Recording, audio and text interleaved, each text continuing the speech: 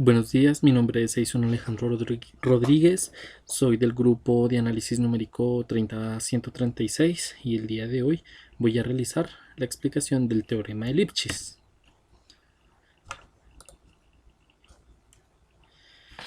El teorema de Lipschitz, también conocido como condición de Lipschitz, es un resultado fundamental en el estudio de ecuaciones diferenciales ordinarias.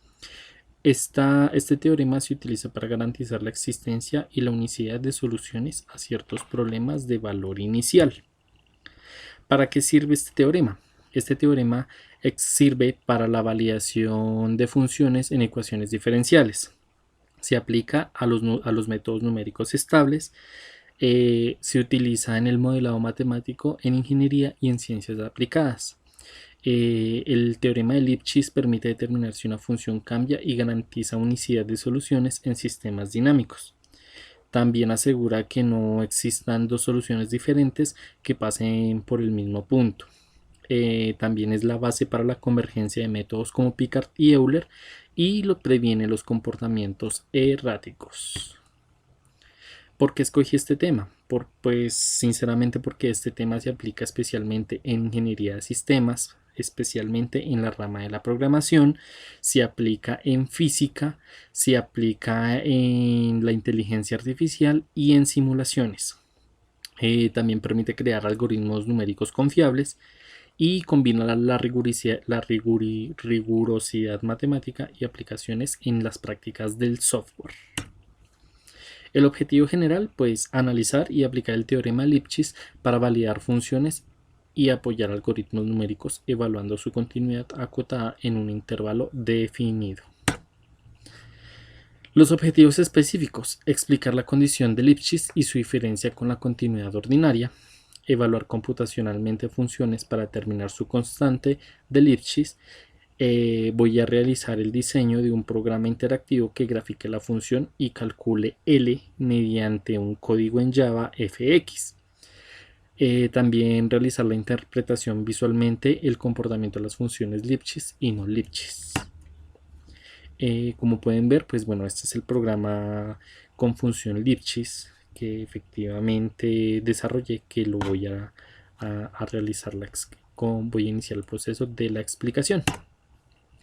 Esta función, bueno, este programa también me grafica y me especifica cuando no cumplen con las condiciones o con los métodos para que sea una función Lipschitz.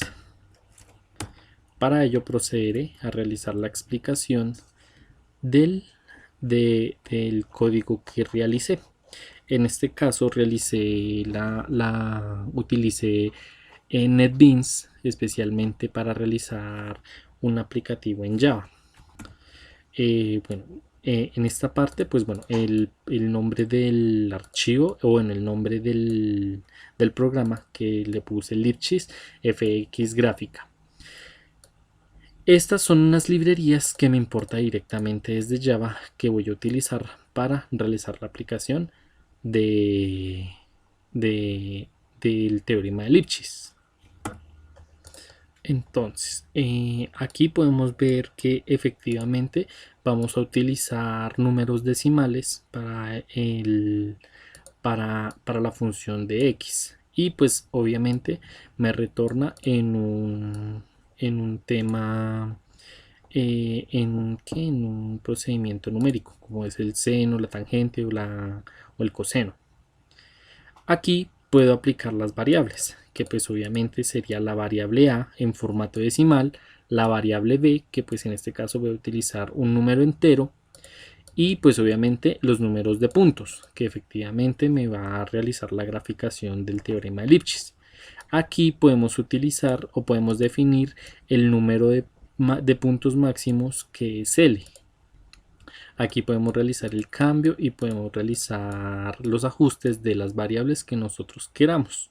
En este caso vamos a utilizar el límite para f de x, que son 1.5, con la función de la tangente de x. Efectivamente aquí ya me realiza el análisis, o bueno, la lógica donde pues obviamente la variable b menos la función a sobre el número de puntos, que en este caso es 4, y le restamos 1 para que pues obviamente el sistema me pueda calcular. En ese orden de ideas, aquí también podemos tener un for, que esta variable for es literalmente para que i, o la variable 0 en este caso, sea menor que el número de puntos y que ésta sea autoincrementable. Es decir, para x vamos a tomar la variable a y le vamos a sumar y lo multiplicamos efectivamente por el paso siguiente, que en este caso por el número de resultado que me dio de las variables b menos a sobre el número de puntos menos 1. Y para y, la variable y, vamos a utilizar la función f de x por y. ¿Listo? El máximo de L, que pues en este orden de ideas me aparece aquí, que es 1.5, y pues este ya sería como la parte numérica, donde efectivamente I es menor sobre el número de puntos, pero sin embargo I más L menos el número de puntos. Entonces esta es la parte ya analítica que pues me tocó literalmente descubrir para determinar si efectivamente es Lipschitz. Sin embargo, aquí tenemos un if donde L debe ser mayor a XL max, L max, que me aparece aquí arriba. Estos ya son gráficos que, bueno, son, por decirlo así, lenguajes de programación para realizar la creación del gráfico.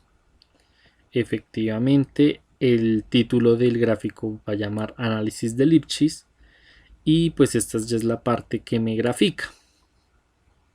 En ese orden de ideas, aquí me aparece la etiqueta del resultado, donde si cumple con este resultado, donde L es menor o igual al L máximo, entonces la función es Lipschitz continua. Y efectivamente me va a aparecer un texto en verde. Pero si L es mayor al L máximo positivo, efectivamente la función es Lipschitz continua. Y pues efectivamente estos ya son lenguajes de programación ya propio del sistema, que efectivamente me va a traer el resultado como tal. Ya son códigos adicionales de la librería de Java. Es decir, al momento de yo realizar la ejecución de este código, en este orden de ideas me va a aparecer que la función Lipschitz no es continua, teniendo en cuenta que la pendiente máxima en L es 3.479 y pues efectivamente aquí en la parte de arriba yo había puesto que el L máximo es 1.5.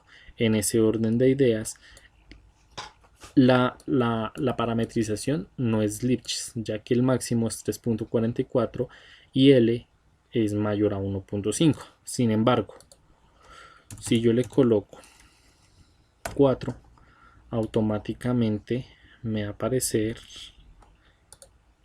que Lipschitz sí cumple con esa condición.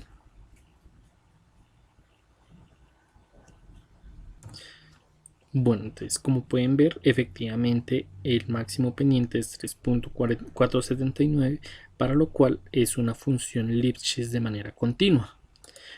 En ese orden de ideas, si yo llego a cambiar aquí las variables, aquí puedo poner un número entero y aquí coloco un decimal, 1.5, perdón, 1.5, aquí cambio el número de puntos, que voy a hacer 2, y aquí que tiene que ser un límite máximo de 0.8. Al momento que yo lo ejecuto, me va a dar como resultado que efectivamente no es Lipschitz, no es continua.